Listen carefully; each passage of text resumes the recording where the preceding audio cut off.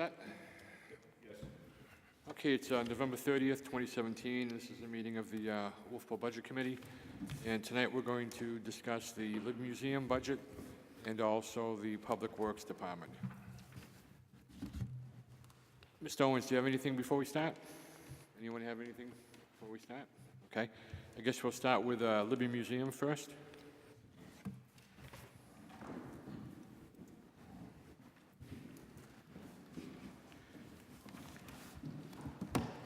Evening, how are you? If you could just identify yourself to all the members here of the committee so they'll know who you are. I'm Alana Allman, the director of the Libby Museum. Alana, do you want to tell us a little bit about your programs this past year, how the museum did, as far as attendance and things like that? Can I just also introduce John Astor? Oh, certainly, yeah. Okay. Okay, great. Thank you, John. She has to deal with us. First time it's always scary. And the Libby did really well this year. We had 56% more visitors this year than we did in any of the past years that I have records for that go back to about 6 years ago. We had a successful set of staff. We're adequately part-time staffed from 1st of June through to Columbus Day. We more than doubled the income by the change that the selectmen agreed in May for free to veterans, free to under 16s, and $5 per adult, and that really shifted the income from attendance. So all in all, a very successful year, no big troubles. We had 9 live animal shows and lots of other education events for young people. In terms of the management of the museum itself, this is my first museum directorship, but I'm certainly not new to management.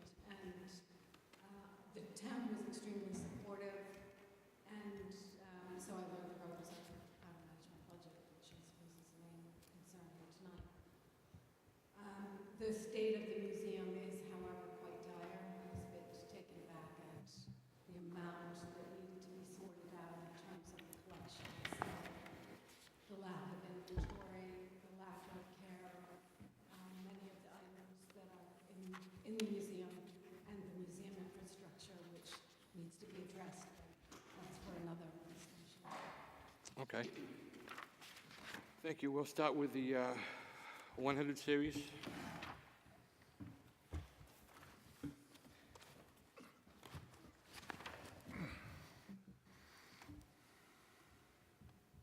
John, do you want me to speak to it, or? No, we'll just ask you some questions if we have anything.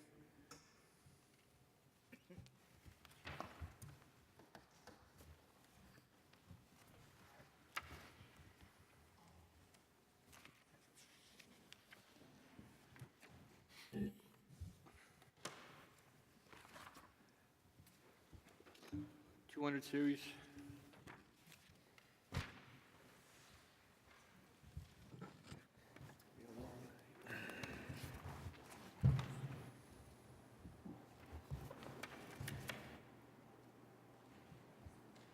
$300 series.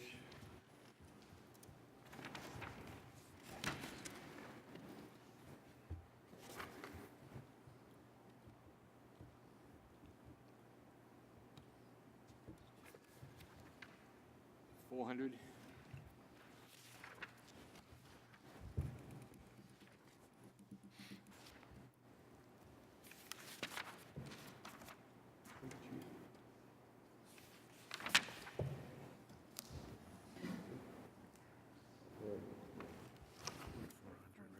Jump to the 500.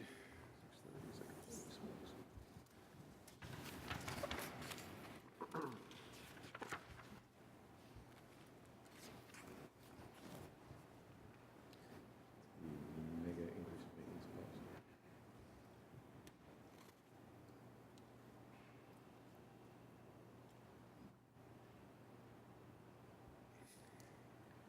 I see on the advertising that you spent a little bit more than you budgeted for.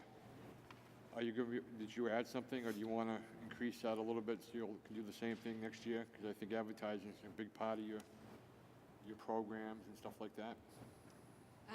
Well, originally I had actually asked for an increase of $530 that didn't make it through the previous round because I did want to advertise in the parade, and that requires a printing of brochures to hand out and float, but due to budget constraints, we didn't go for that.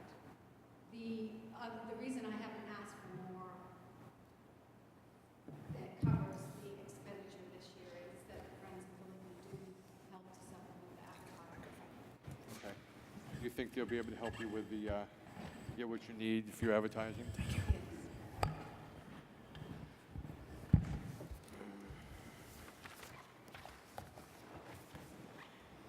How about your office supplies? Will they help you out there also, or? No, they don't help out in the office supplies, and that's always a very tight budget. This year, the reason we went considerably over was because we didn't have any stationery left, any ink left, or any paper left for the printer, etc. So we've done the printing of the stationery, which will get us through next year. But one of the things that people need to also understand is that the Libby has almost 80 glass cabinets that have to be polished every day because people put their hands all over them.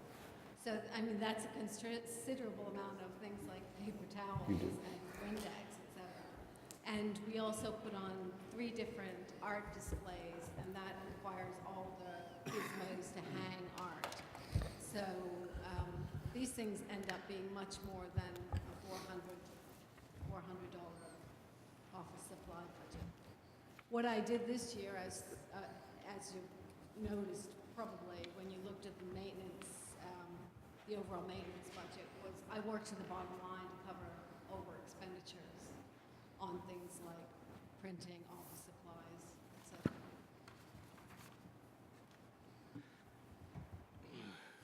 Is that $400 going to be enough to buy the Windex and all that other stuff to keep everything clean in there? No, I'll run over considerably, probably by about $500.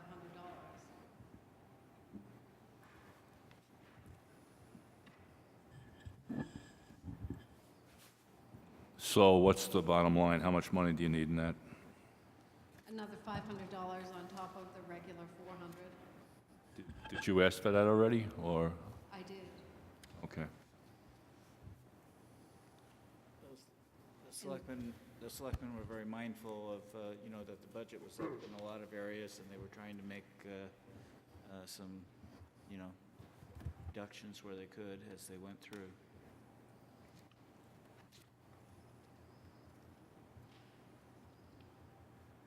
Any motions by anybody? Yeah, I'll make a motion to increase that line to $900. Second. Any further discussion?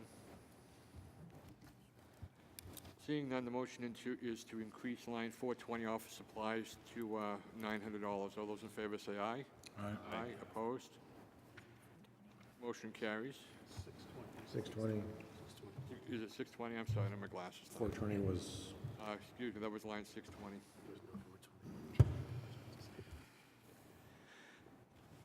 not today.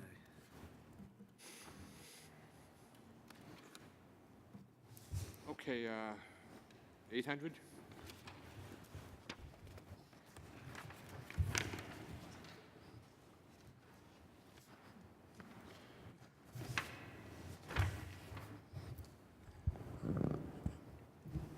Okay, that's it on the operating budget. And what do you have in capital? Anything? Yes, I do. Okay. I have a proposal for a new ADA ramp and storage shed.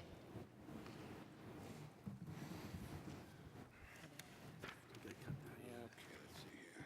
The storage shed.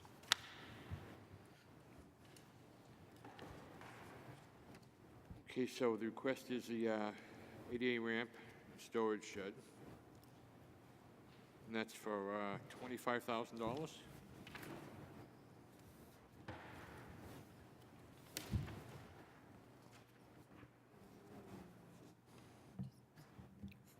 Want to tell us a little bit about that? Sure, and this came up because of the mold on the back wall of the Libby, which is caused by the current ramp, which is hard up against the wall and blocks the drain, so that the down goes down onto the wooden ramp and then sits there and isn't able to flow. As a result, every spring there's black mold on the inside of the wall, which happens to be the room where the children's programs are held. Plus, there is a current shed which is rodent infested and dilapidated. And when I started, I was surprised to see that actually there were quite a number of collection items kept in the shed. And I asked my husband, who's an architect, to redesign it, to take the ramp away from the back wall. It's about 40 feet of ramp that needs to be built away from the back wall of the Libby and then into the entrance at the back. And a storage shed that's off the ground. The current one sits hard on the ground. So the new storage shed will have a tin roof, ventilation, and a degree of, this is why I've got John here, moisture retardant building materials on the floor, et cetera, so that it can house collection items to some degree, and also the antique benches that came from this great hall that we use at the Libby and hope to use more.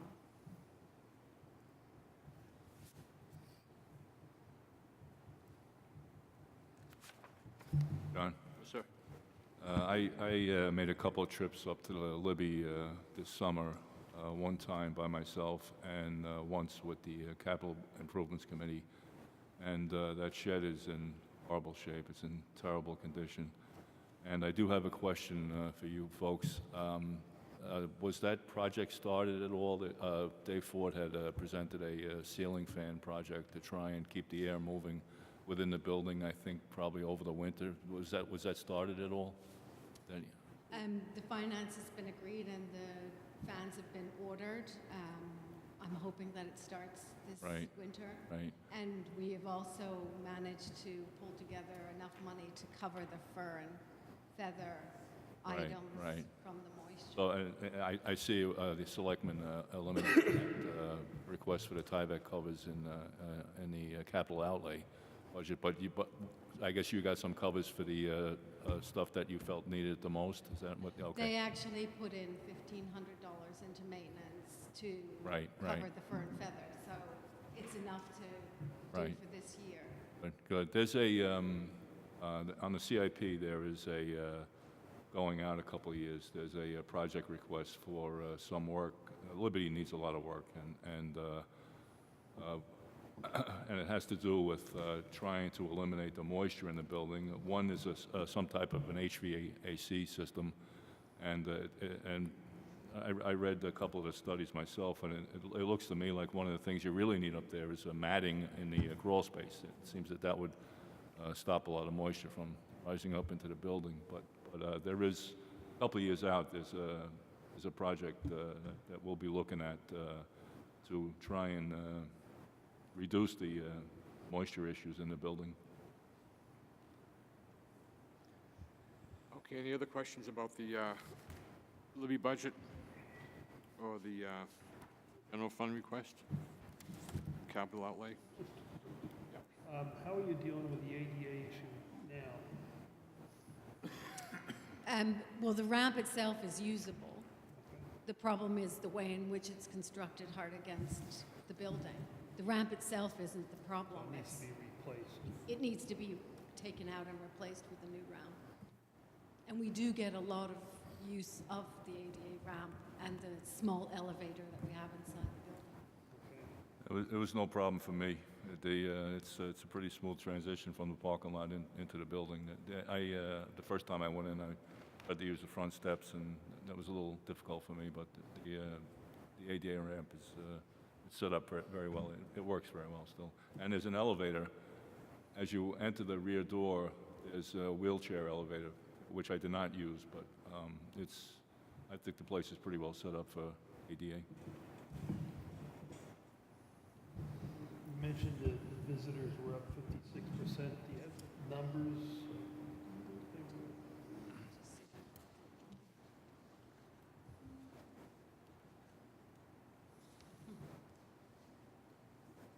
I actually don't have my number sheet with me. I apologize. I thought I brought it.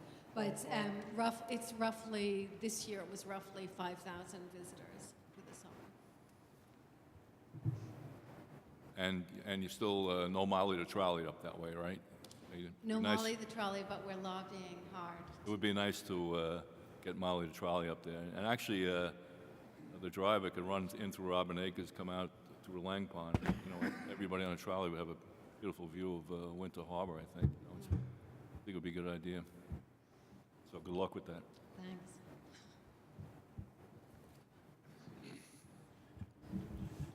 On the waterfront, I was up there probably, I don't know, 2 years ago, and that walkway by the water, Sorry. there's like a little walkway by the water down by is that going to be addressed at some point? I'm hoping, I know it's on Dave Ford's to-do list, the frontage on the lake, which has large paving stones that are broken and a hazard to visitors. I'm worried about the safety aspect of that. I know that it is planned to be done. Is it going to be done for free, you think? Is he going to be able to do that? Or- I'm counting on Dave having a budget. Are you with me? You've got a budget for that? Oh, apparently not. Don't make it. If he doesn't, I'll put it on mine next year. The walkway down by the water, some of those pavers are popping up.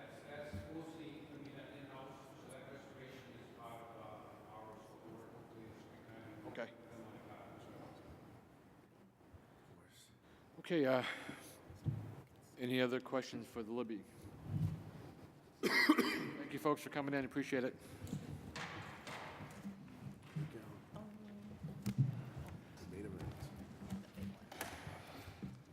Okay, let's go to Public Works, Highway and Streets.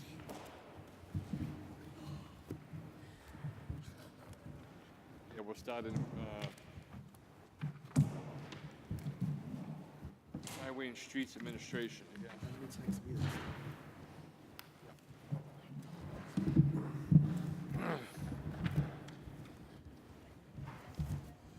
David, do you want to give us a little update of some of the progresses, some of the milestones that you guys have done this past year?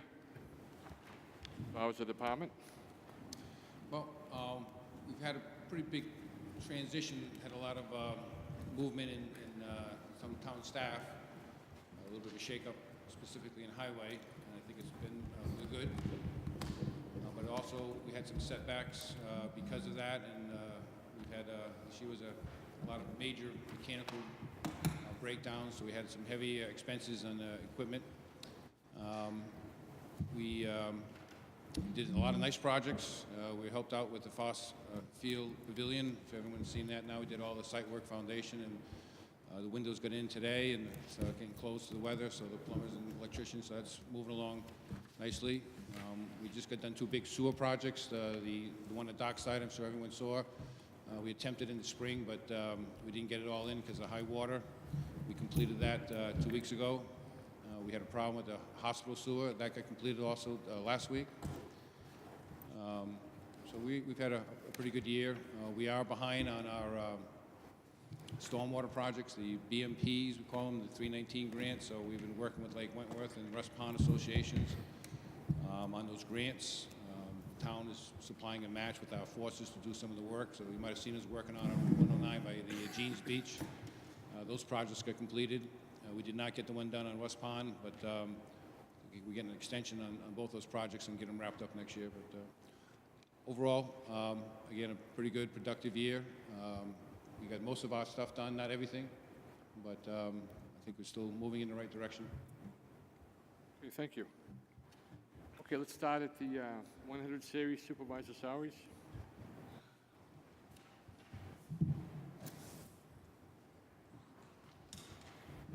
I have a explanation of the 36%. I'm just not seeing the math, how it goes from what we budgeted last year, the actual expense, how we go up $28,000. What's that about? Sure. Misprint or something, or what?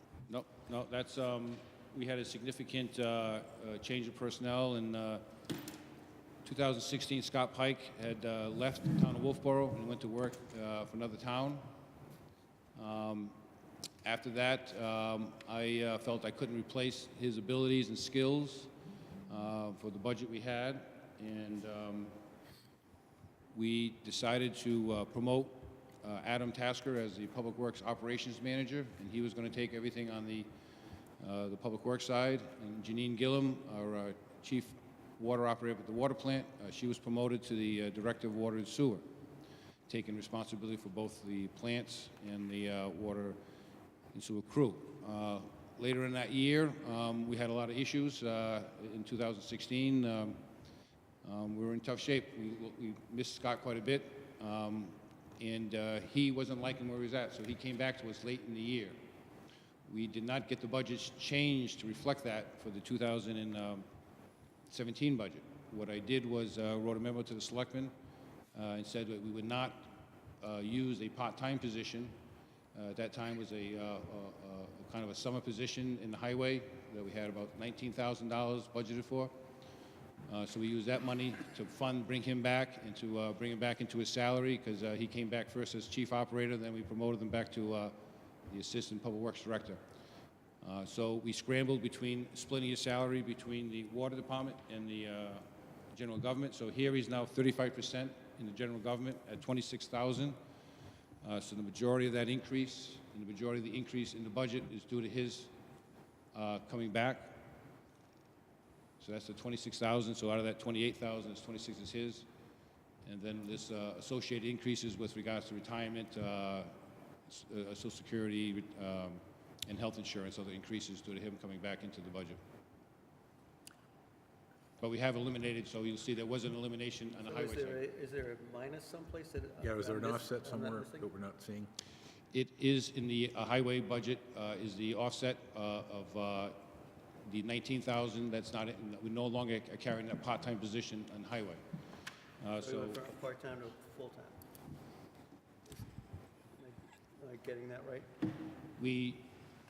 Obviously the part-time position was only funded at $20,000. This position at 35% is $26,000. So obviously it's not an equal swap, but in effect that part-time position was not, it was eliminated from our budget, and Scott was added to the budget. Okay. So there is a negative somewhere. Can you tell me where that negative is so I can follow it? You're going to have to go to the part-time line and highway. Highway? Yep. That's where I saw it. It's 117 in highway. Yeah, It's down 19,600. 19,619, right. Isn't there a line in water that's down also? Yes. I was confused by this also. 20, Yeah, it's about So 19, it's 9,000, 8,000 and change.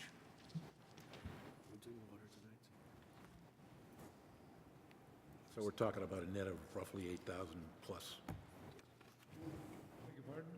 We're talking about an offset of 8,000 plus. You got 19,000 minus here. It's more than that, because when you add in the health benefits and retirement, so when you look at my line item is 27,000 up for admin, almost 25,000 of it is due to Scott Pike coming back in.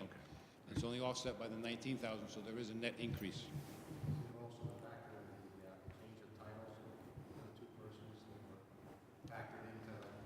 That was put into the budget in 17 budget, so that's already reflected. Their increase is already there. This is now what we scrambled for this year to make it work, so we are going to be budget neutral this year. We were able to reduce budget to afford them, but these are now the increases we're... When you say budget neutral, what does that mean? Because I'm seeing just an increase. What do you mean by budget neutral? I mean, you're... That in 2017, that's probably the wrong term. We didn't go over our budget. We were able to maintain his salary and keep the budget within the limits within the 5 divisions. Do you know how much underspent you were at the end of the year in your budget? Or how much you think you might be? Right now, Yeah. Like, I mean, in 2016, were you under budget in 2016, and will you be under budget in 2017? Likely. it's always my goal to come in $1 under budget. $1? Yep. And is that, Pete, is that about right? $1? We won't know until March, because what happens is the budget, while it ends, we have a lot of trailers and things that come and get adjusted, a lot of things that are coming late, but, Also depends on how many storms we get in December. well, that's really the caveat. I could run in numbers, and I can tell you right now, I can make projections, but I never can get it perfect. So we will be close, but we'll be under our budget, but there won't be a lot left over, because you'll see as we go through, we've overexpended certain line items pretty significantly because of issues. You know, weather isn't unaccountable, that's for sure. It is. Knock on wood, right now, can't complain. So when the assistant director left, what happened? Who took his position? His position was not filled. What we did is we created, instead of having an assistant director, I promoted Adam Tasker to operations manager. We created a new position to be just in charge of highway, solid waste, the garage, and public buildings. Okay, so there's a net gain of one new position. That happened last year, yep. So he got an increase, a significant increase in pay to take that increased responsibilities. Okay, so this isn't, you don't call this another position then?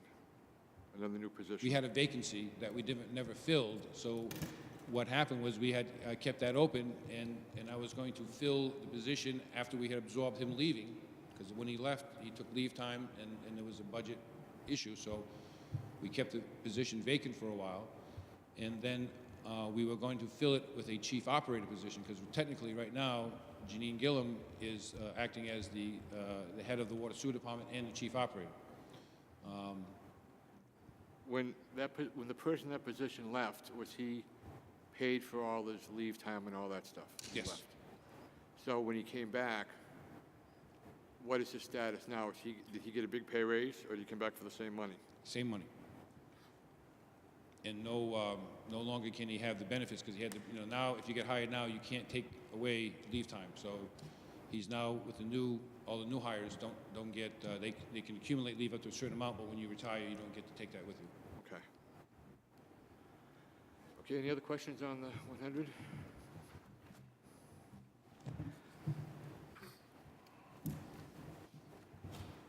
$200?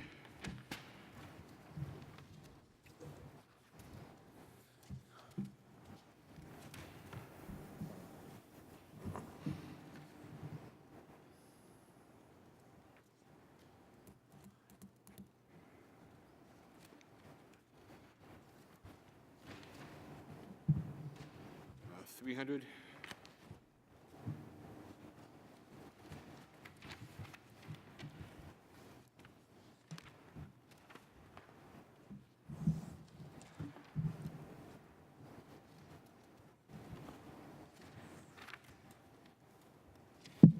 $400?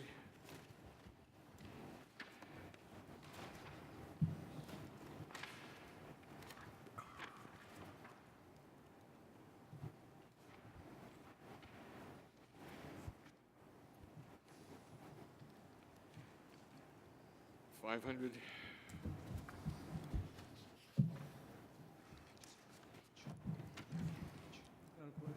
Yes, John. And 550, printing. 2016, you spent $1,226 or $1,227. Date is 440, and you're only asking for 200. What's going on? You know, John, I can't recall specifically why we overspent that amount back then. But right now, we're saying we don't need as much in the printing, so we're cutting back on it. We're trying to, again, we were trying to tighten the budget. So we felt this is one of the areas we could cut Okay. back on. Thank you. Okay, 600?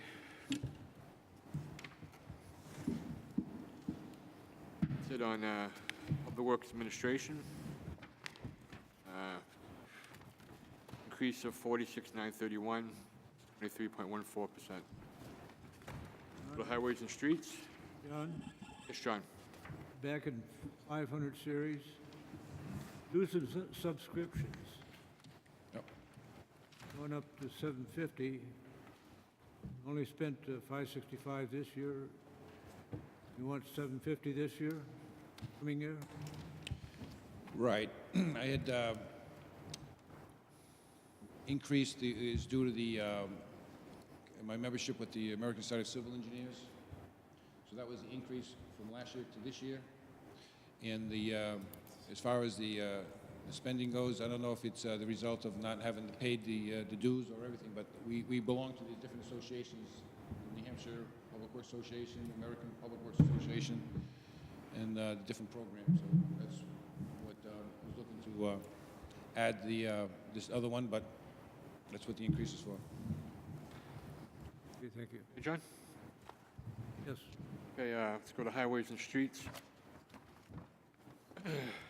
100 series.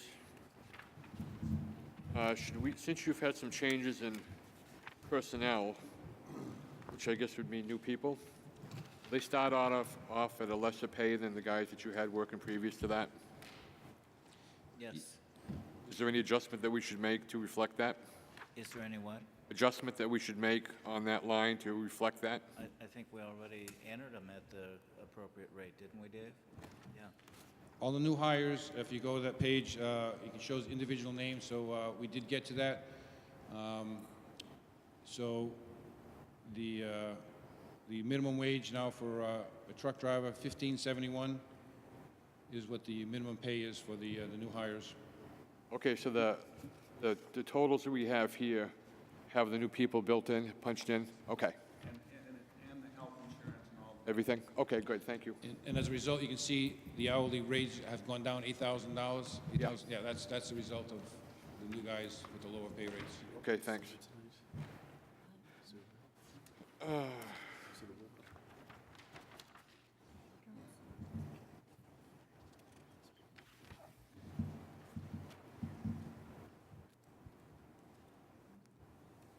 There's that part-time wages. That's out. Okay.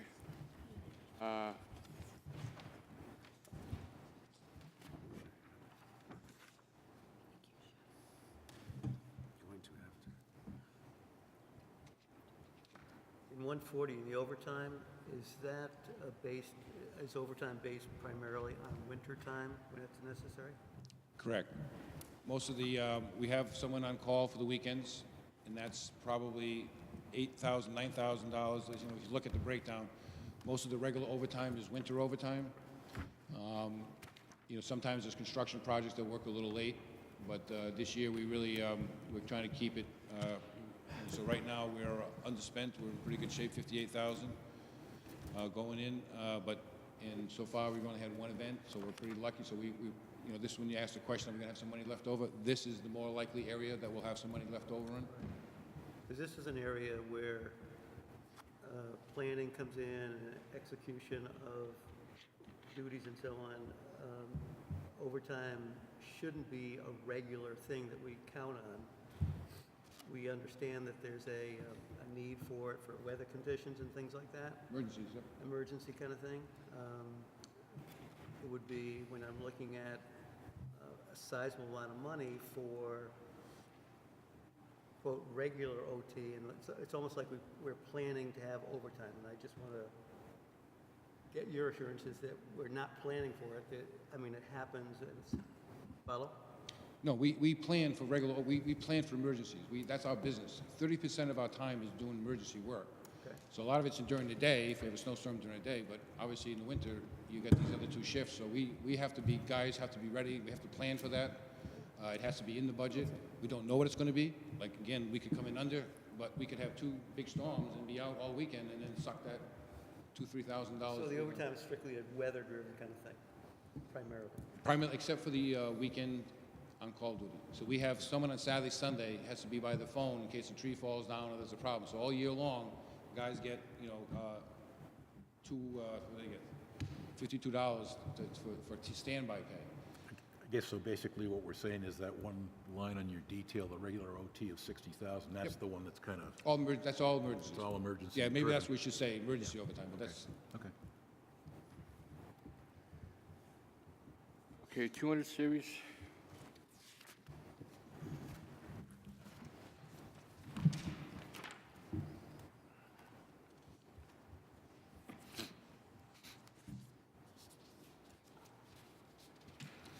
And again, one of the things on 200 series you'll notice is the big increase is due to the health insurance at $25,000. So while we saved some money on some of the older guys who left, some of the younger guys came in with families. Insurance is more, so that's reflected in that line item.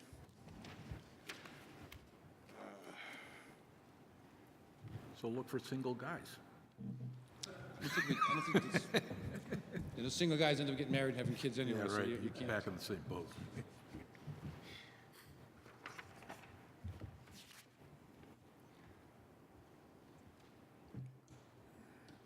300 series.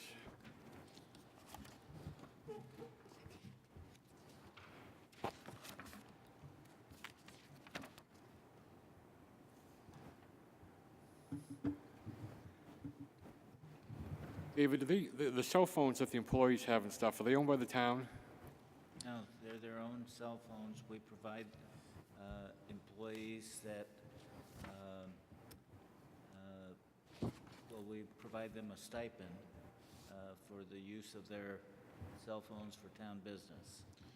Is it, I thought I saw in one of the budgets where people were getting $30 a month.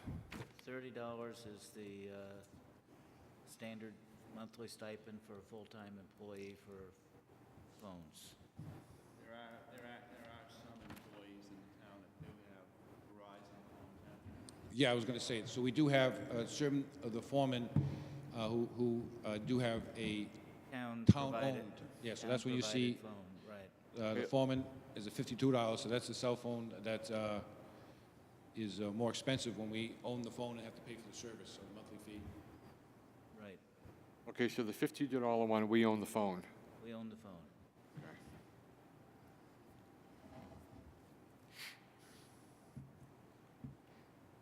On the 380 outside services, do you think you'll expand up to your budget, or do you think you'll end up ahead there? I'm looking at fixed expenses and just wondering if these are already planned to be completed before December, or if there'll be a plus in that area. Majority of that will be spent. I think that number 46,000 was run October 2nd. So a lot of work has been accomplished since then. Our fall cleaning, so like we have the contract for catch basin cleaning. There's a lot spent there. So a lot of that will be spent. Some of the money was not spent on purpose, though. For instance, guardrails at 10,000 was not done to help offset overage on the equipment repairs. And we also held off on the crack sealing. So there was two big line items at 24,000 that were purposely put off because we had a major equipment issue with the grader and one of our loaders. We talked to the selectmen about trying to dip into our cap reserve. They said no, it had to come here, so I had to put certain things on hold. So those two line items didn't get done this year. So 24,000 will be under budget. The rest of it more likely will be spent.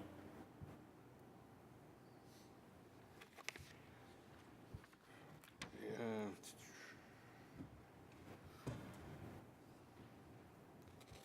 300 series, okay, 400.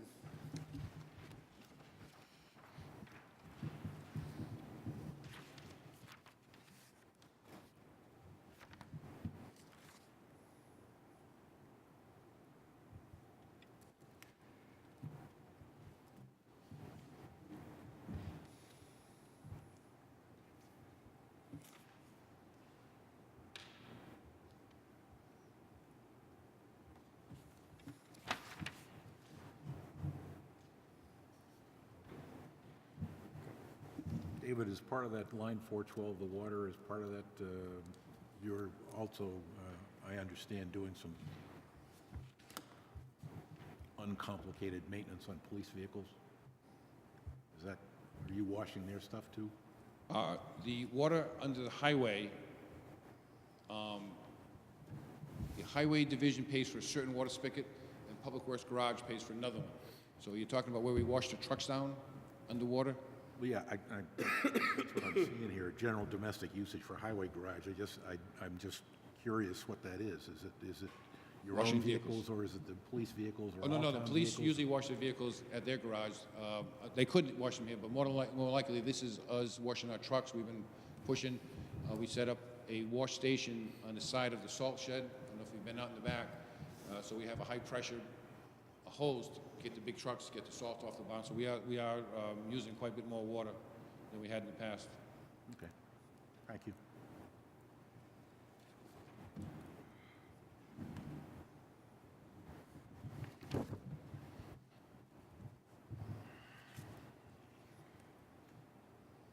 This next line, you can see where we spent over $152,000 on an $88,000 line item due to the big repairs.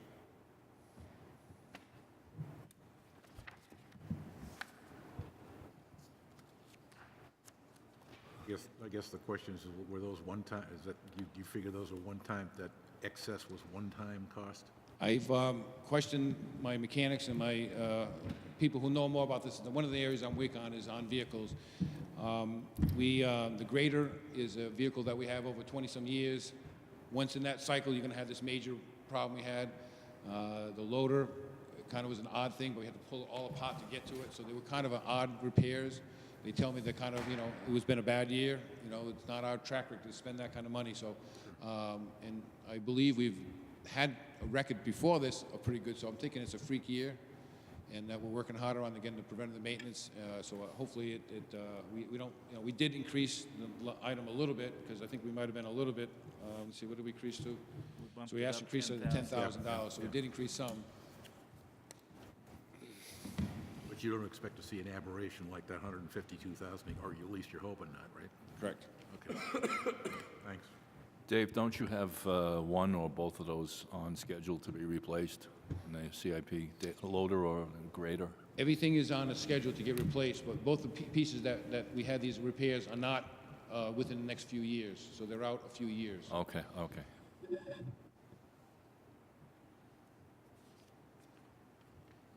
Okay, 600 series.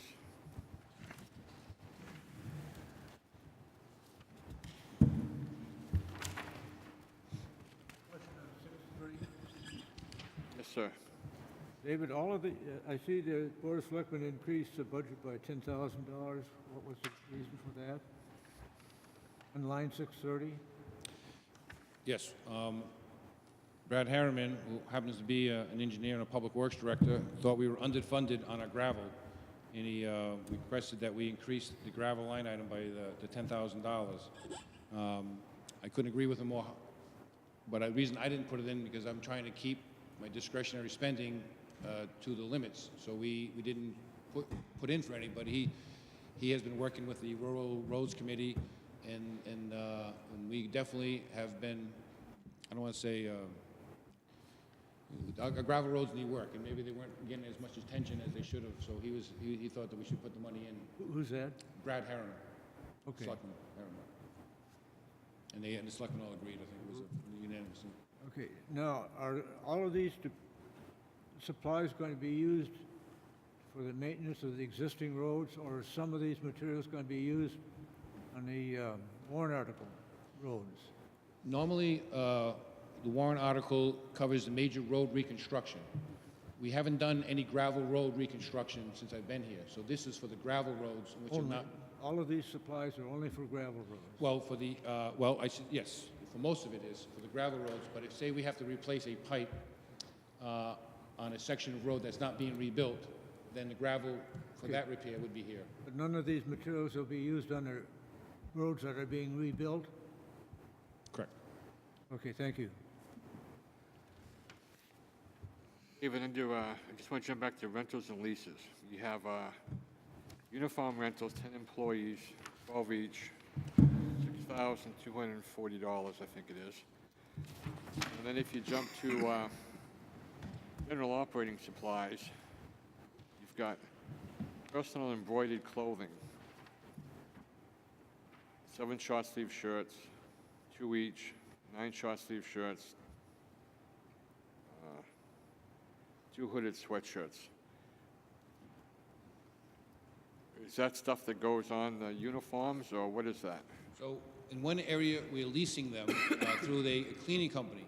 The guys did not like the shirts that we had that were available for rental, and they like the T-shirts, and so they own. So when this, if we buy it and own it, it's in that other line item. If we rent it, it's in the rentals and leases. That's the reason there's two separate line items. So T-shirts and sweatshirts are they get issued each year after they wear out. They replace them.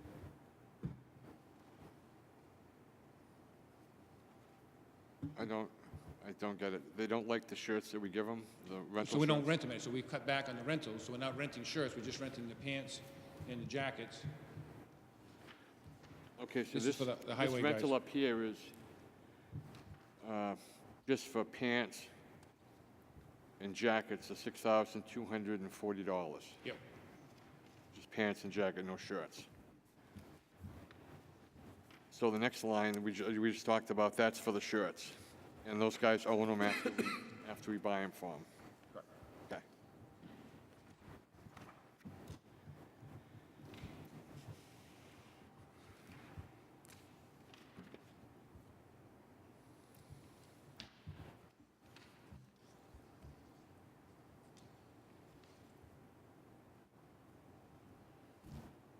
I had a quick question, John, on 440, and I'll just read it to you.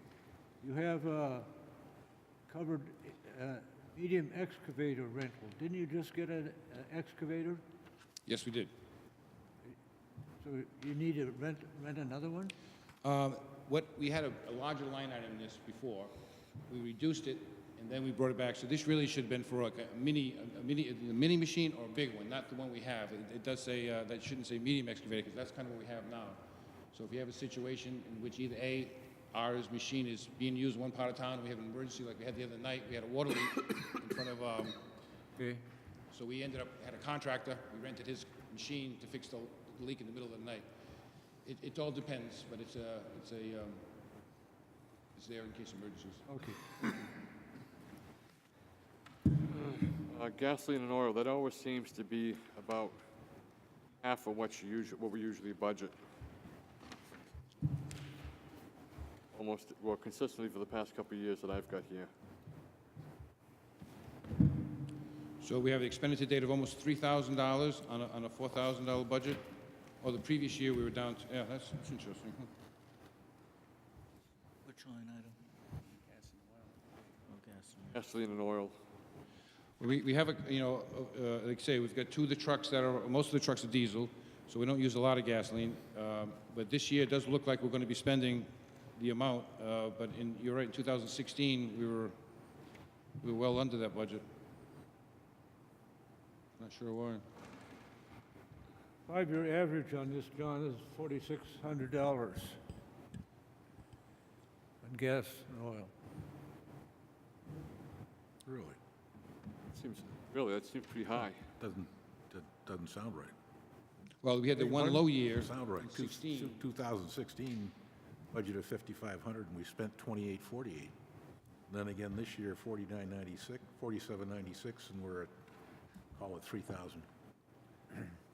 Which I'm guessing probably to the end of the year, you'll probably chew that up and be close to that, right? We'll be close, but we did reduce it. We did think it was a little over budget, so we did reduce it. But I think we'll be closer to like $4,500, $4,600. And I can't explain the 2016, John, but I think you go back years. I'm not sure what happened, why that was so low.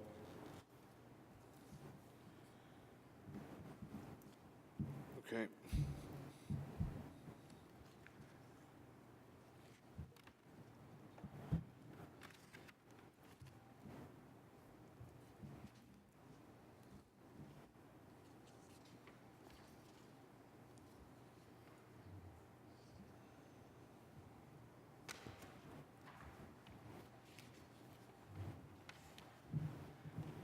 Okay, 700 series.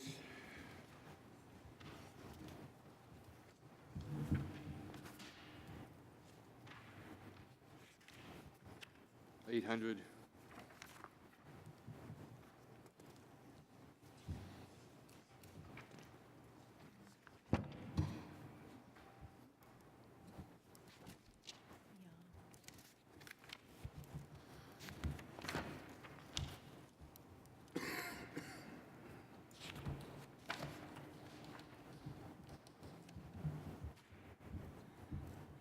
That 820 line, the guys aren't taking advantage of the road scholar training, I take it.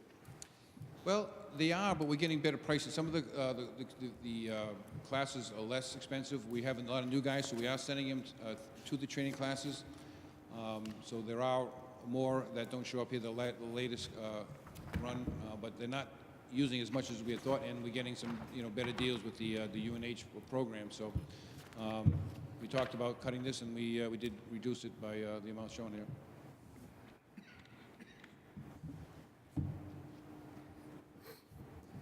Okay, that's it on highways and streets.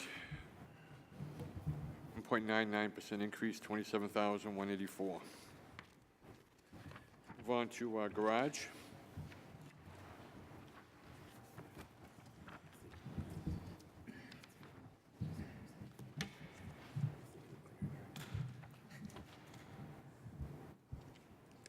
.100 series.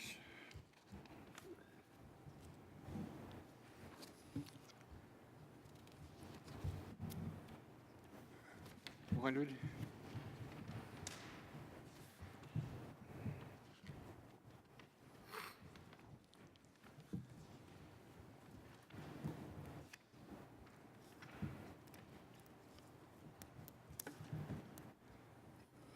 $300.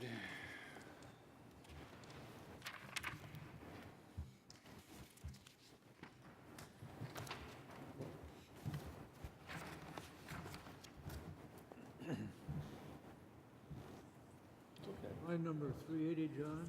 Okay. According to what we've seen expended, 2016, 2,091. This year, 3,500. You're expecting only $1,000?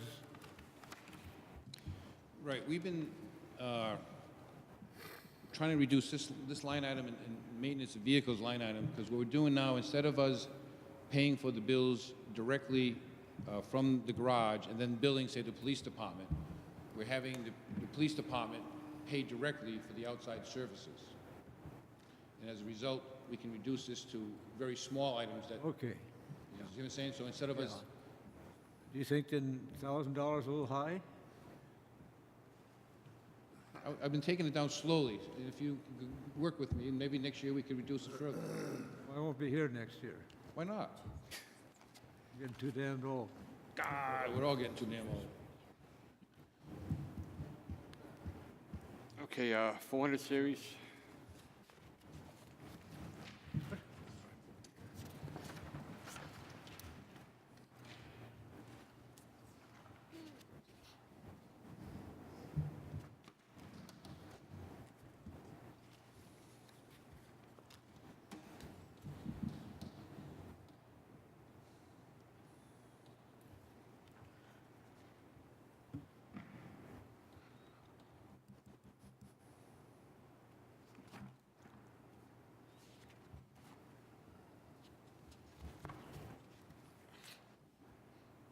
$600. Okay.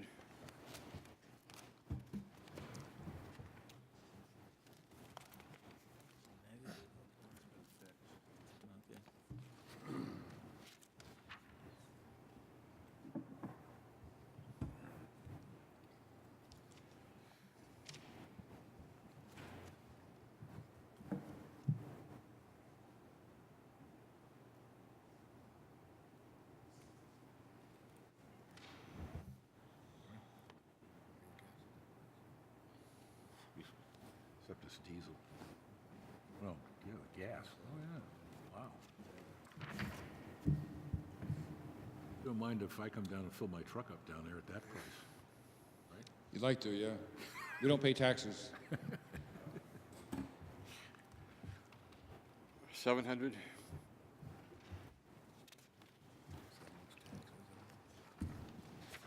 Crazy, crazy.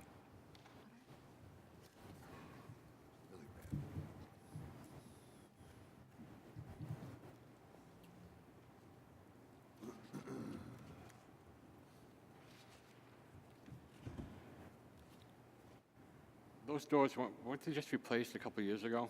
Which ones? The garage doors? Is that on, that's not on the garage, I take it. That must be on another part of the buildings? One of the other buildings, or?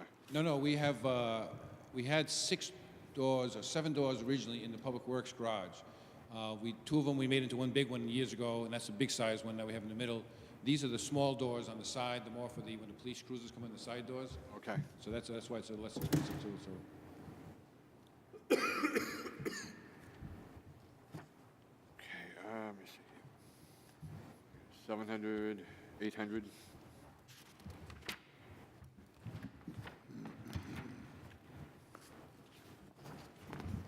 And that's it on Public Works Garage. A decrease of 5.29% or $20,362. A decrease, right?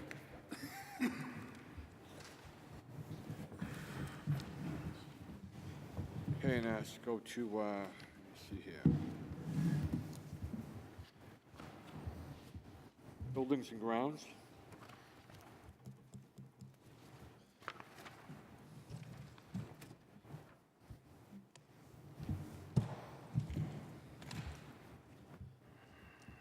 So Adam Tasker gets part of his salary from buildings and grounds and part of his salary from something else? What's, Solid waste. Solid waste is where he gets the other half.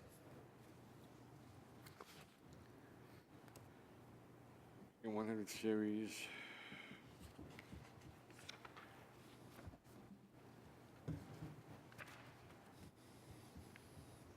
so what, if you don't mind my asking, what does Adam do for buildings and ground, for supervisory wages? What's his job description? So as, he's in charge of all the divisions, so it's highway, solid waste, buildings and grounds, and garage. For buildings and grounds, this building here, he works with Matt Sullivan in terms of the maintenance of this building.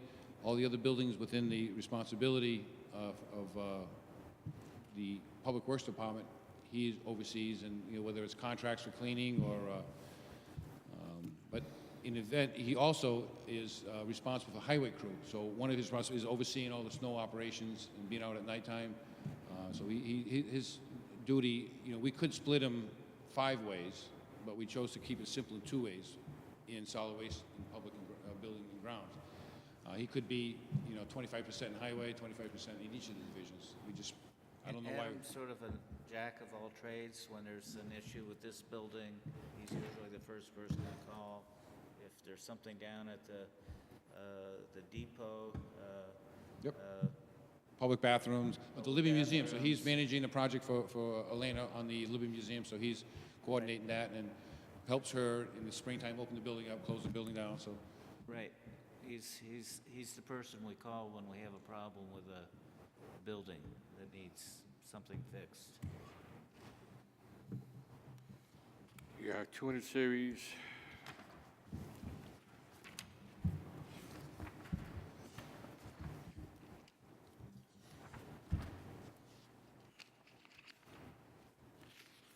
$300 series.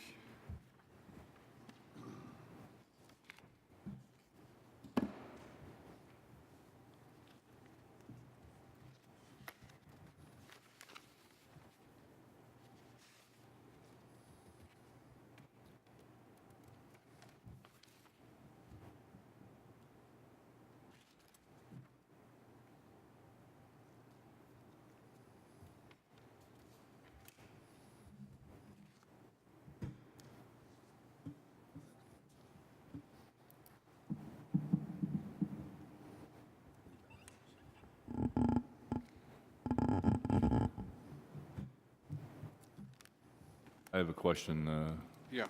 on 380, outside services, Dave. Janitorial services at Dockside, do you think that might increase with the new, sometime next year, the new building should be in before the summer, you think? I'm wondering if it's gonna cost any more to do the new restrooms. yes, the Fossfield building has 3 public restrooms, individual. So I think, did Christine put that in her budget? She did, yes. So it should be on Parks and Rec? I was actually thinking about Dockside, though. We should have a new building in place at Dockside, right?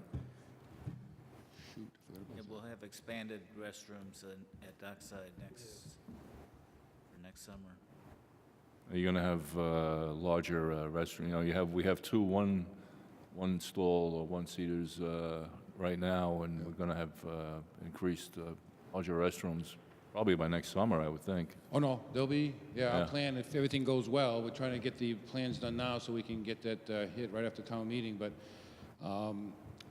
you know, I hadn't thought about that, so I haven't budgeted. They still have to do 2 bathrooms. They're gonna be bigger, so we'll see if we can hold them to their contract now, but if Yeah, I have to eat, it'll be a little bit increased, so I think let's hold it the way it is now. Next year, we might see an increase. Oh, We'll see how okay. it goes. Okay, thank you. That's a good point. I didn't thought about that.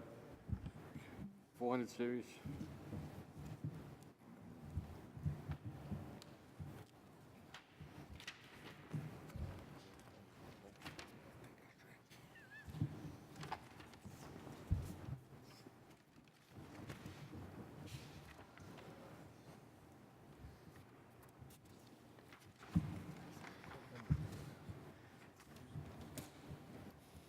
I have a question on this consultants. I'm sorry, I missed the 300 series. Okay, John? Overall, what's the story on the asset management plan?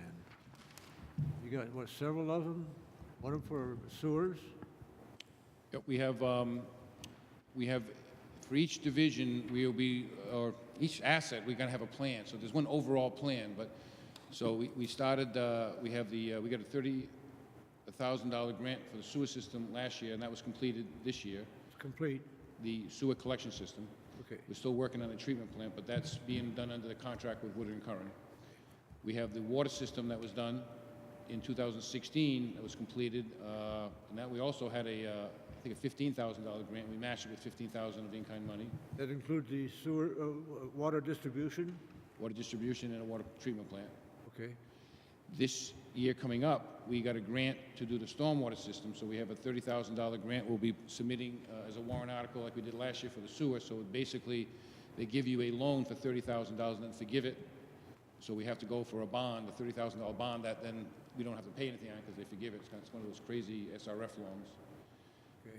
Then in addition to that, what we talked about 4 years ago was $50,000 a year to try to, over a 5-year period to get all the inventory to build the system. So last year, we didn't put any money because we had the grant. This year, we have another grant, but I still would like to keep moving forward. The one thing we didn't get done this year, and it's just one of those things the consultant was working on the buildings assets. So we were supposed to develop a template and get that done for these certain buildings. The consultant dropped the ball. I was not happy with the product, so they're going back and they're still working on it. So so that project is kind of delayed a little bit. But next year, with the selectmen, we had this discussion. We're committed to doing the dockside, the town hall, and the lodge at Parks and Rec. And that's what this money here is for, to take care of the building assets and make sure we have the detail that we do have on the water sewer system. So this is specifically going to be for the buildings, those 3 buildings. At the same time, we're going to be having some money in the water side to continue doing water updates and implementation. Now, once we do the inventory and know the condition, now the next step is to, like we had a water leak today, document that water leak, take a picture of it, and then it's now going to get tagged to that asset. So we have an asset on Forest Road. It's a 6-inch water line. We look at the crack. What type of crack was it? Kind of do that, and that gets clicked. So now we have that in the system. So we're now going to be having these tablets, which we can take a picture, and the GIS system will be able to know that you're close. Okay, it'll say, are you on the sewer manhole or are you on this water line? Oh, on the water line. Okay, what did you do? We had a break. So that's what we're trying to implement on the water side. On the building side, we're just trying to get the inventory done and the condition and to develop, again, a long-term, funding for, and this is where we have the cart before the horse, because we started with the capital reserve account for buildings. And you say, well, why do you do that without a plan? Well, this is the plan. We're kind of behind, but we do know we have millions and millions of dollars in buildings, and we should have a fund to take care of these repairs. So eventually, like we did for the water system, we'll have a long-term plan which will lay out every building and all those major assets and develop a cost estimate and then a schedule, and then we'll start having more money have to go into these capital reserve accounts so we can then have this kind of a stable long-term plan. So that's the long-term plan on asset management, but it is being done by division or asset right now. Okay, on this, do you anticipate getting a grant in year 2019, 18? Not for this, we have already been awarded the grant for $30,000 to do the catch basins and stormwater system. But that's not the buildings that we're talking This about. building, we don't have a grant for. So this is $15,000 of cash we're looking to fund the building aspect. Okay. Excuse me, I'm saying 15. It says 10,000. 15 is what's going to be on the water side. Okay. So when those are the ones that are complete, you ought to be able to say, okay, this is what we're going to have as a target amount in our capital reserve for whatever it is. Correct. So sometime we ought to be able to say, this is a target value, target amount that we want in for building maintenance, year after year after year. Correct. So that when that,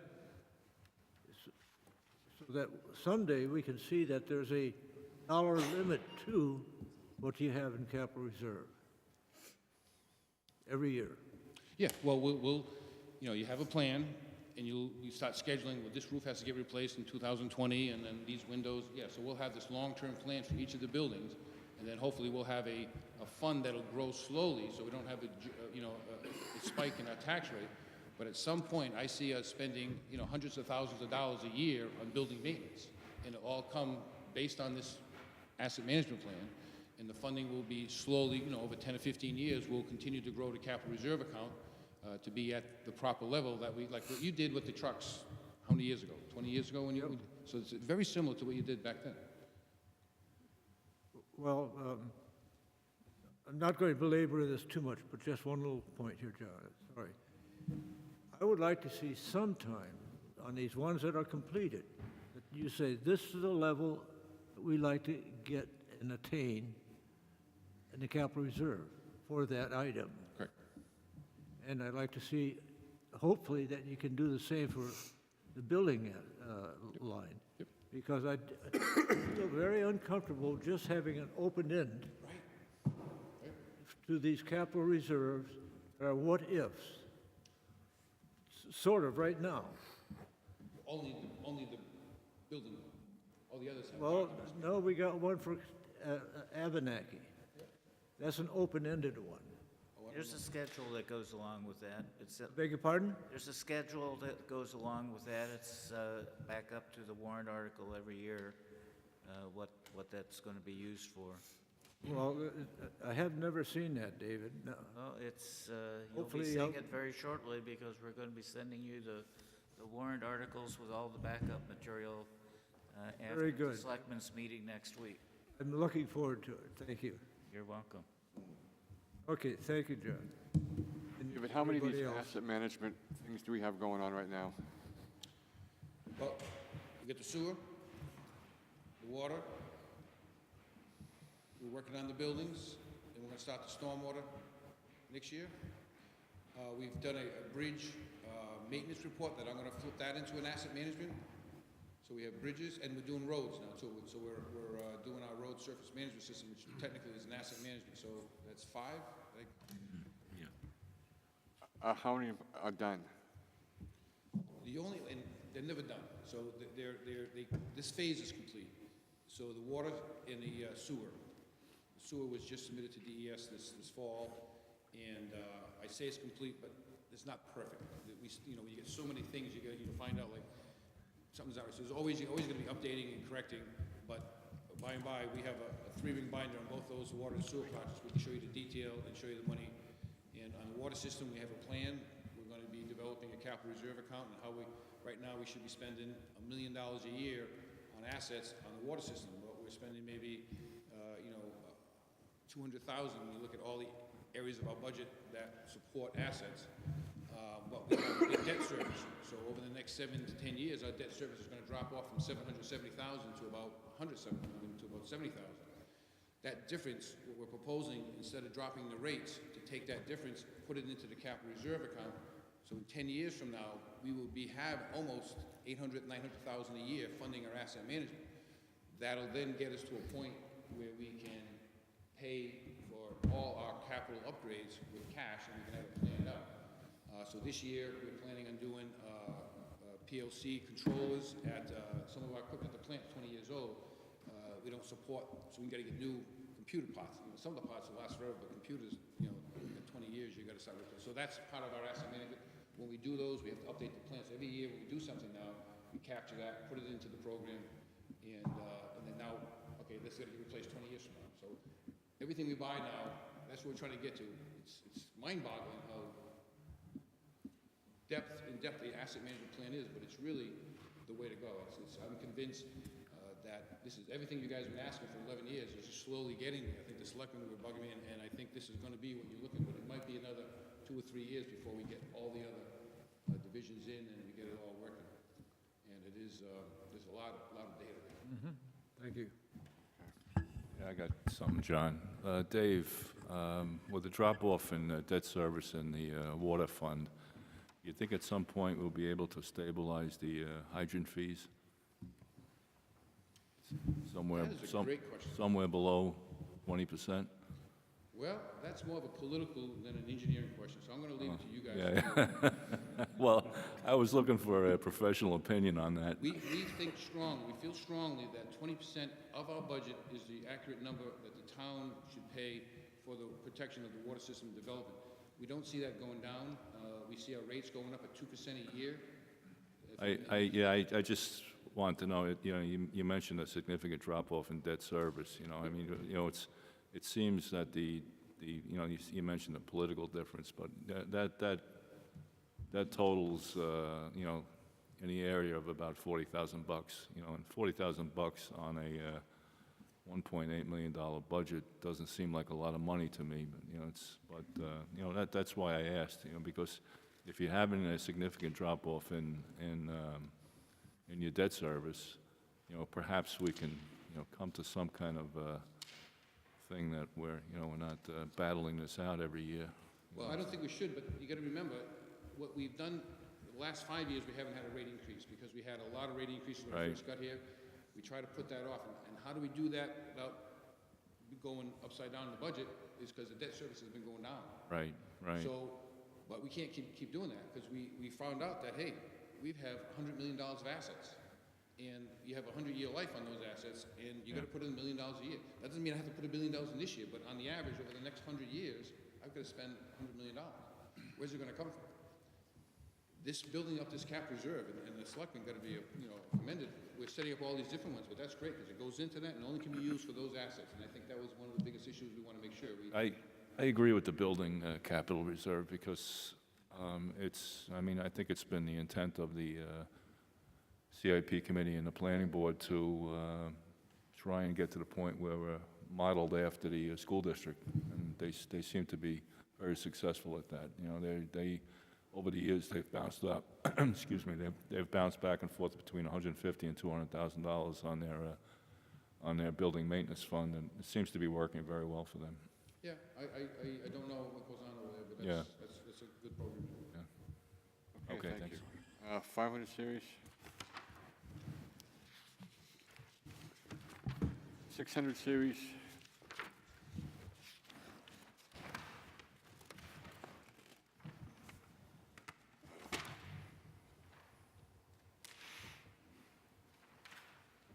And another thing is on 610, you know, once again, you're looking at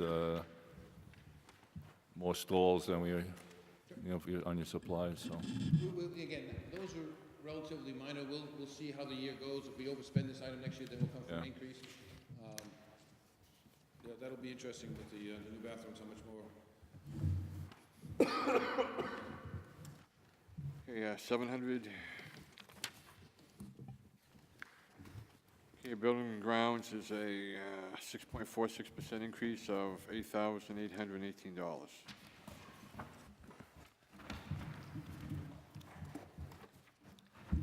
Okay, what else do we have, David? Just in the Solid waste, did we hit solid waste? solid waste, yep.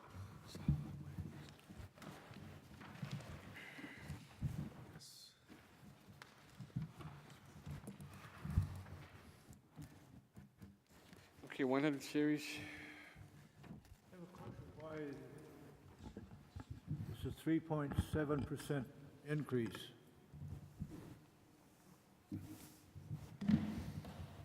Everybody else? In line 113?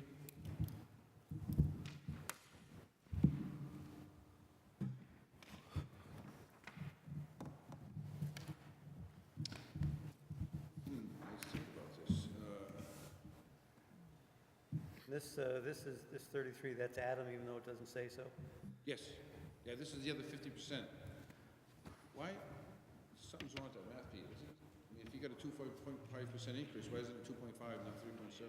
Have Annie look at it.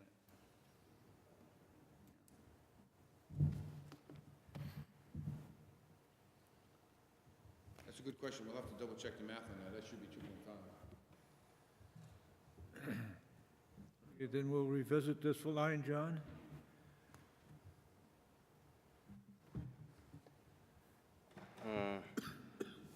Yeah, wait just a second, I'm looking at something. Beg your pardon? I'm just reading something here real quick, just.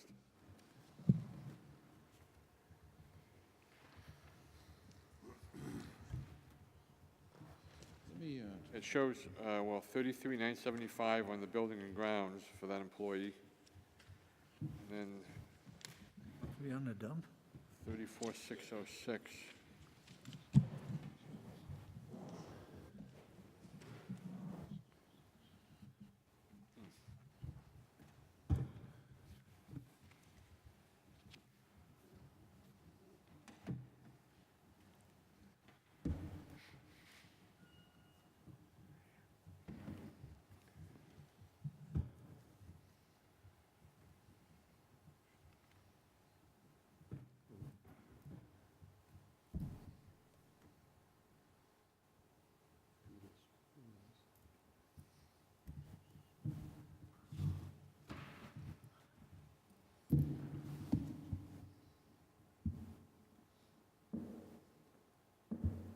Well, yeah, well, it's a 3.69 also in the building and grounds for that employee. And same for the solid waste one.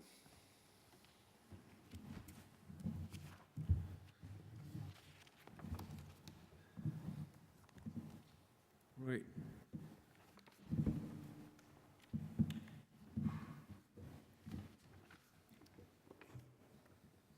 We'll have to check that. and come Yeah. back and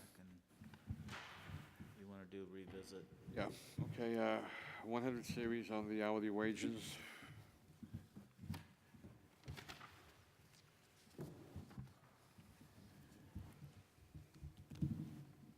I see that's an increase of 4.45%.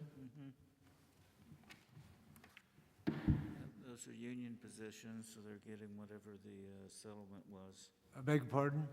Those are union positions, so they're getting whatever the settlement was. Steve Champagne, there was something in the negotiations about Steve Champagne had to be adjusted. Yeah, well, Because because he was above the maximum in the range. So we gave him a bump above the maximum, or else he'd get a 0.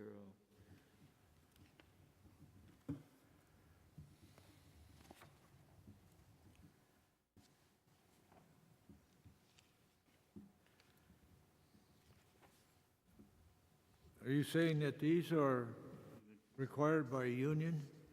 I believe so, yes. These are per the union settlement, I believe. Why such a big bump on the part-time wages? part-time wages is a different story. So what happened on solid waste, we had a contract to do brush removal, and that person declined to renew. We bid it, no one would bid on that service. So we're gonna have to run the brush disposal facility, which is kind of, it's right adjacent to the solid waste at the bottom of the hill. Technically, you gotta have a person there because you can't be in both spots at once. So the part-time is adding that person at 28 hours a week for 36 weeks. That's the 14,807. And then on outside services, we reduced that contract from, say, 22,000 to about 10,000 because we still got to pay to get rid of the brush. So the manpower cost is here. The outside services cost, when you have someone come in and grind it and take it away, is still in outside services. Okay. So there's some reduction there, but not a full reduction. So it's costing us more money to run it ourselves than we had Wakefield Disposal was running it before, but they couldn't keep it up. It's a tough business to make any money at, and so we're going to continue to run it and try to be as efficient as possible. Okay. Good. Maybe Adam can supervise that. Adam will supervise that. Yes, oh yeah, Adam's going to say that.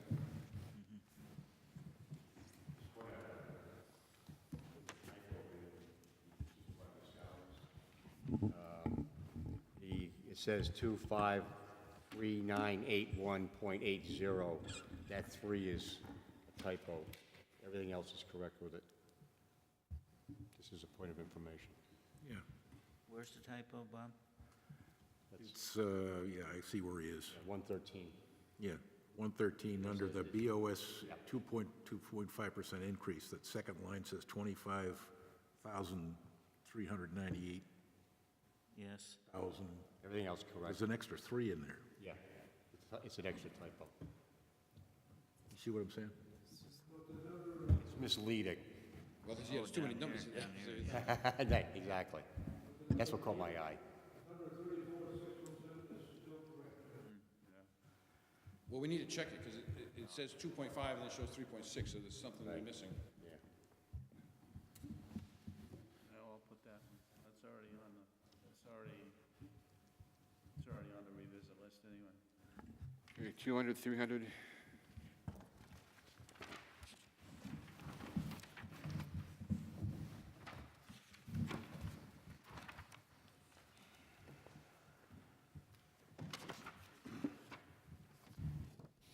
$400.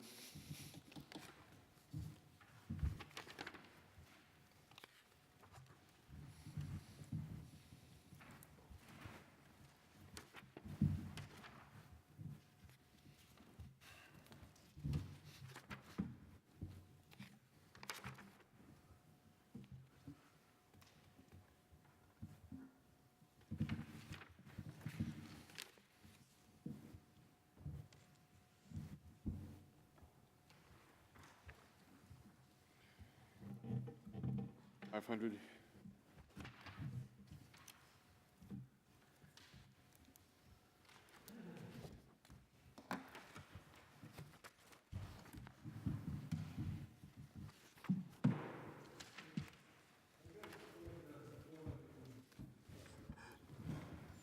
$491 on hazardous waste. Spent in 2016, 42,000. This year so far, there's only expended 20,000.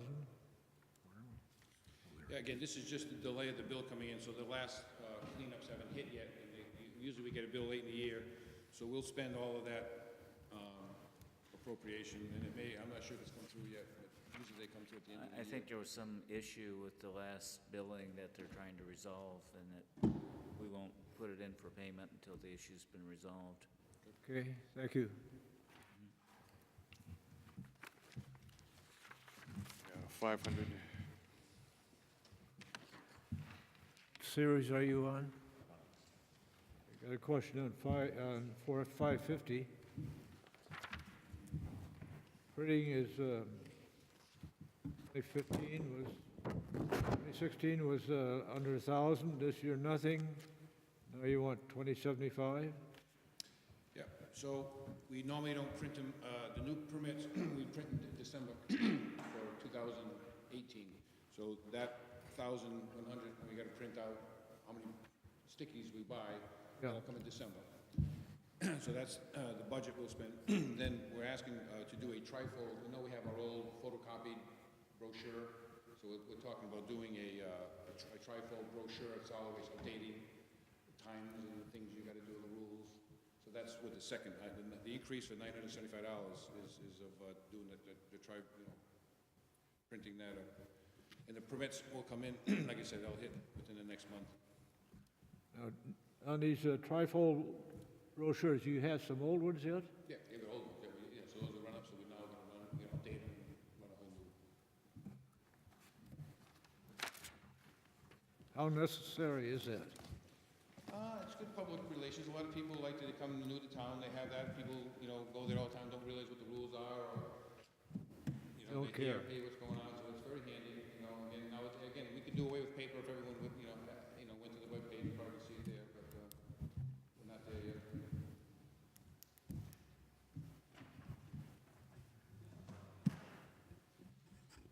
Those permits you talk about, that's the stickers we put on our cars? Is Correct. that what you mean? So they're out now, I guess the bill's not in yet for them. Have you seen them, have they come out? I have two already. I put mine on my cars So already. That should be hitting the budget, I just don't remember some. The new permits that come in, Yeah. Adam's already ordered the 2018 permits? I think he's ordered them. I haven't seen them. Yeah, there's a sign up at the solid waste facility, and they're selling them I bought two at Town Hall already, so they're all set down there. What are they, $5 a piece, Sam? Yeah. What do you get for 1,100? I don't know. Must be How many thousands. stickers do we get? We have, how many cars, you know, you probably have thousands. It's the most busy place in town, it's like the library and solid waste, it's when you meet all the people. In the liquor store. It is. Okay, 600.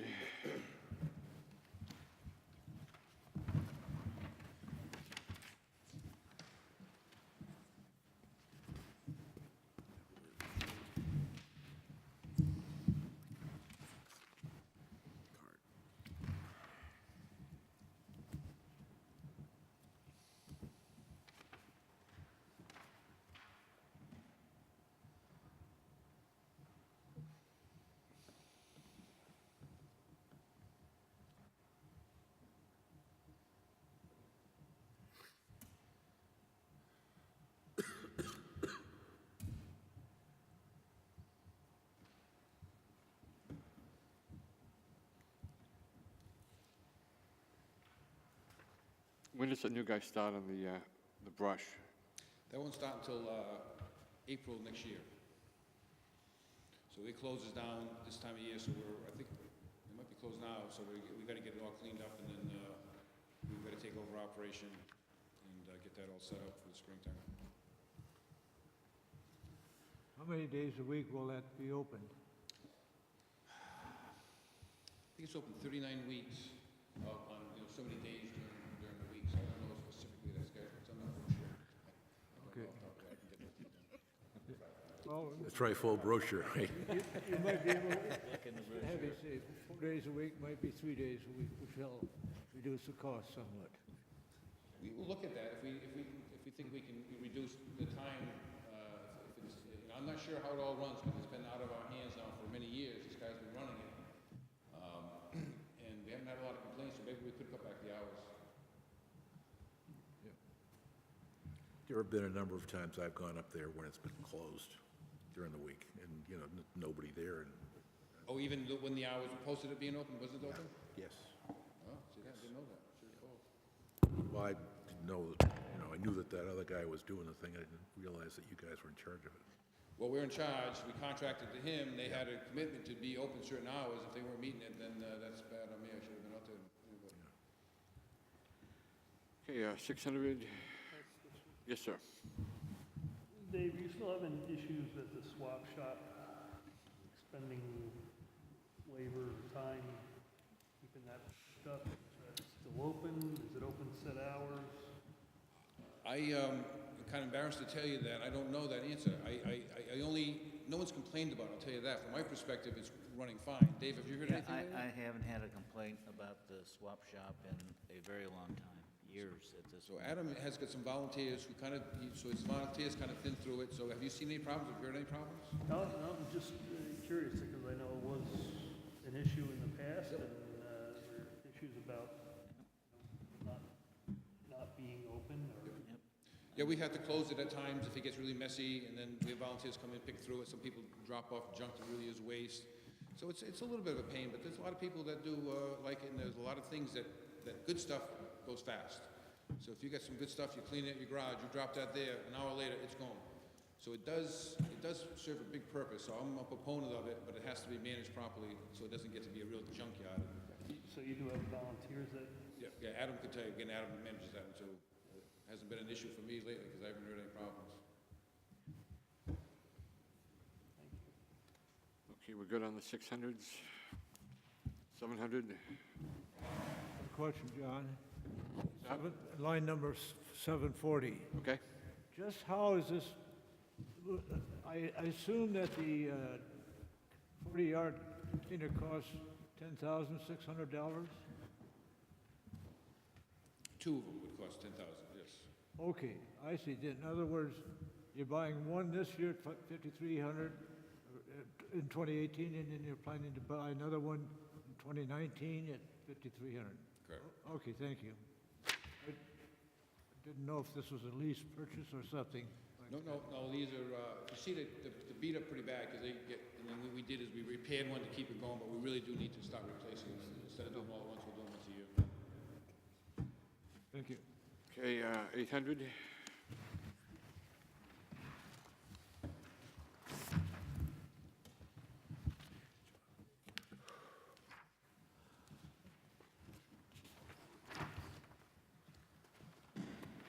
That's it on solid waste disposal. On that 113 account, Yep.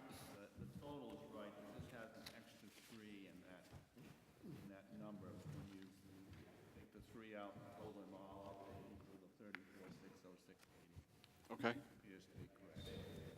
Yeah. So this budget is up 5.29% of $40,760.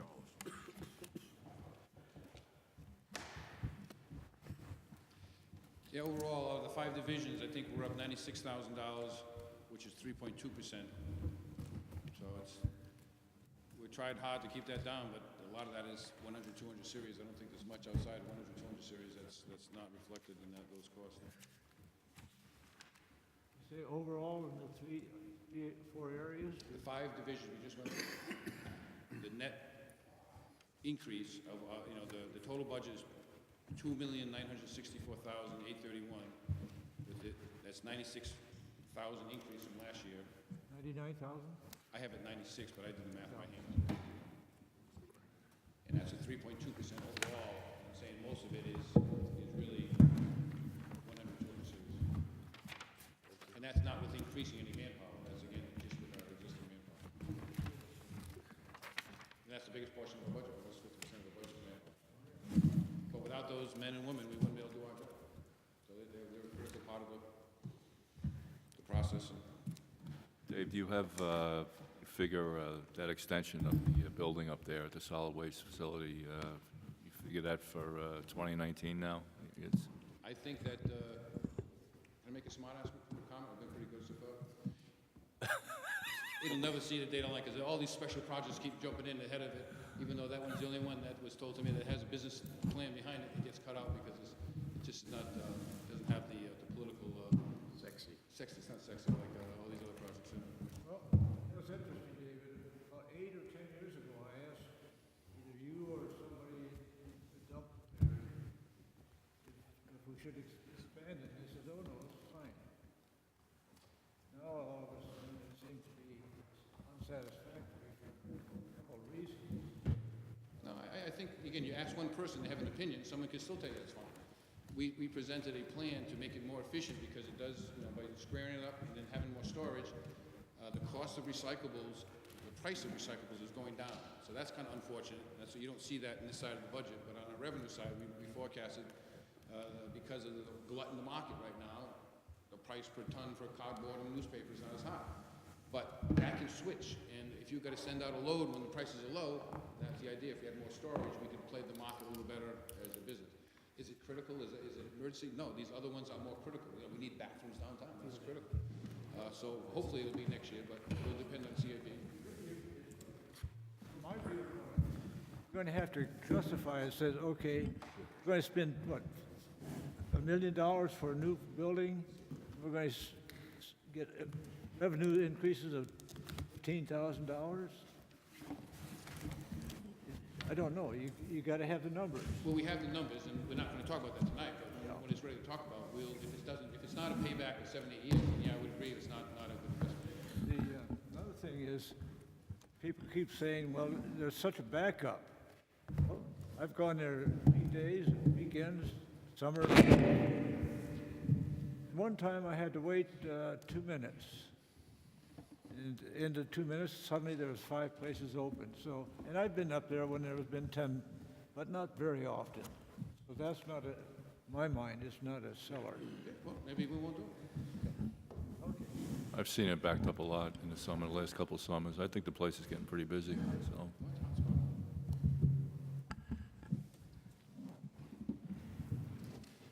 Okay. Capital outlays, do you have anything in there? Do we have any capital? Anything? I didn't see any. How come? Hey, I think they're in water and sewer. Must have screwed up there. That's what happened. I got too busy. I wasn't able to spend any more money.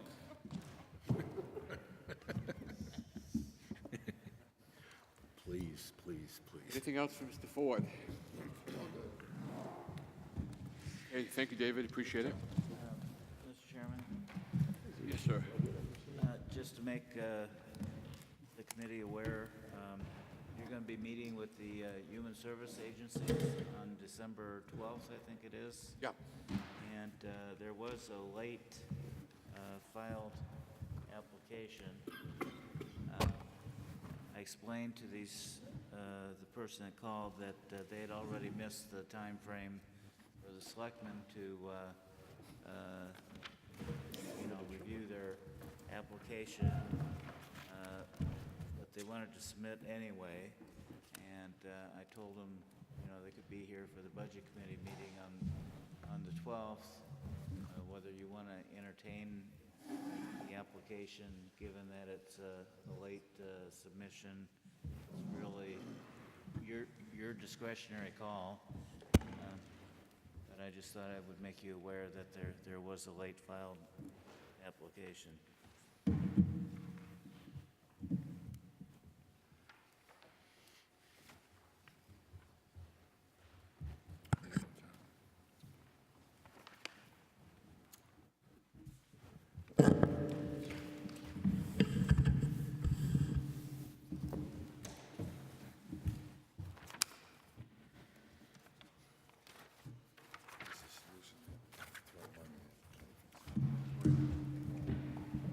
Doesn't the Visiting Nurse Association, this is associated with them? It sounds like they have some connection or relationship to the visiting nurses, yes.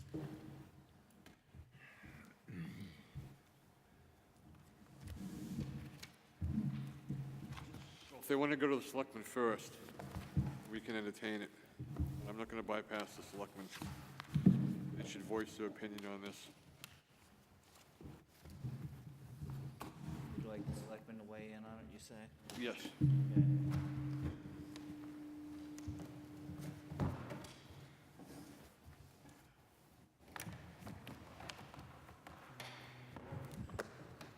Everybody good with that? Sounds good.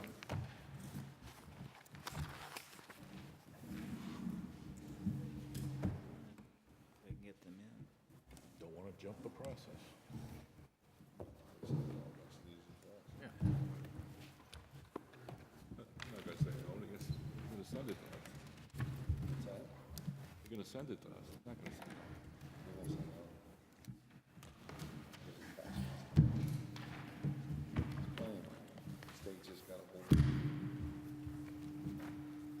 David, are they going to be able to deal with this before agencies? Will they be able to deal with it before agencies? If I could get them lined up for next week's selectmen's meeting, possibly, yes.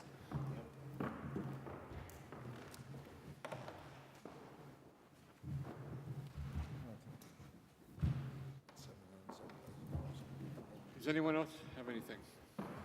John? Let's see, we're going to talk about Parks and Rec next week, aren't we?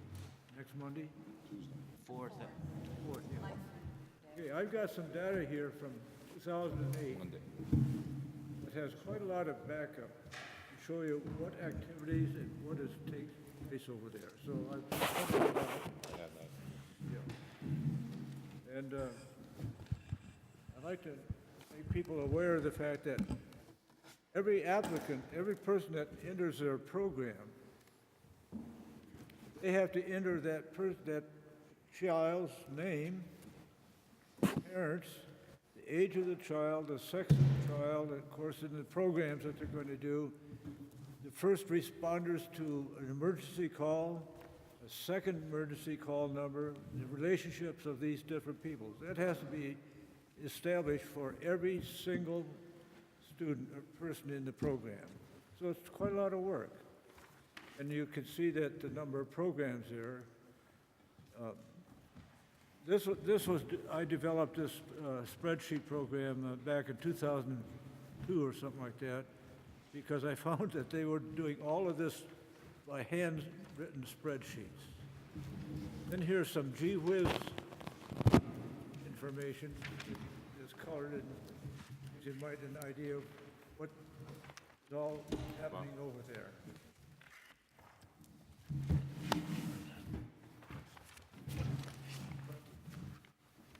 This information, the data on this legal size paper is pretty darn good. They're actually doing a little bit better than they did before with students. But the amount of work that goes into just registering and keeping track of the money. And now I understand, I assume that Tuftonboro is still giving town $16,000 a year for their people, so that they get the resident rate. Anybody else, there's a different rate for all of these programs. Yes, Must be noted in our clinic. and we have a similar arrangement with Brookfield. Would you have a Brookfield also? There was a period of time when there was a battle of getting Tuftonboro to divvy up their money.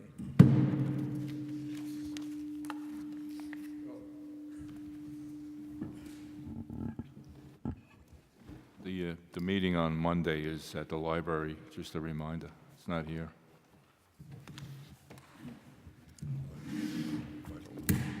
Anything else, John? Okay, I guess nobody has anything else.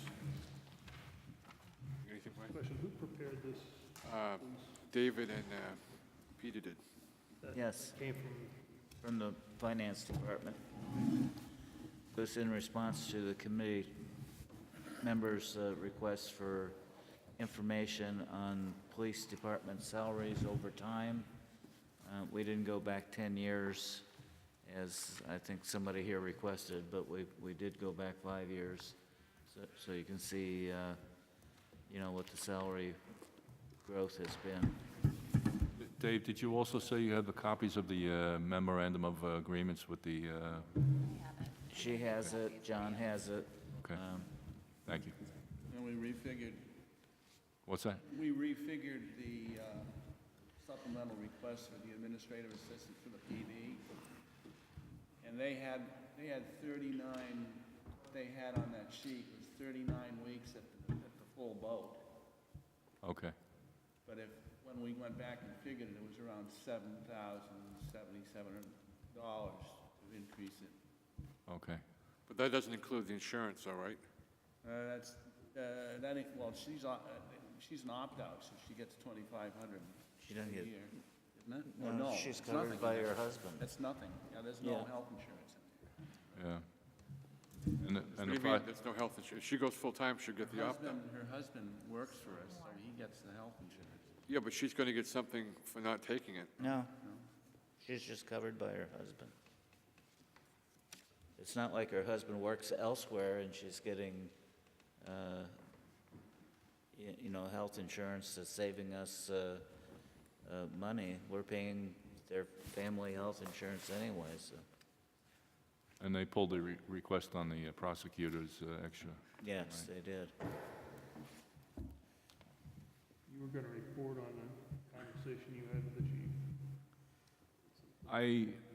I was going to do that when they came in. I mean, if I could talk about it now if you want to. Is that okay with everybody? For when we come in? When they come in? Yeah, okay. Yeah. Okay, I guess we don't have anything else. Maybe a motion to adjourn? And a second? Second. All those in favor say aye. Aye. Aye. Thank you, everyone.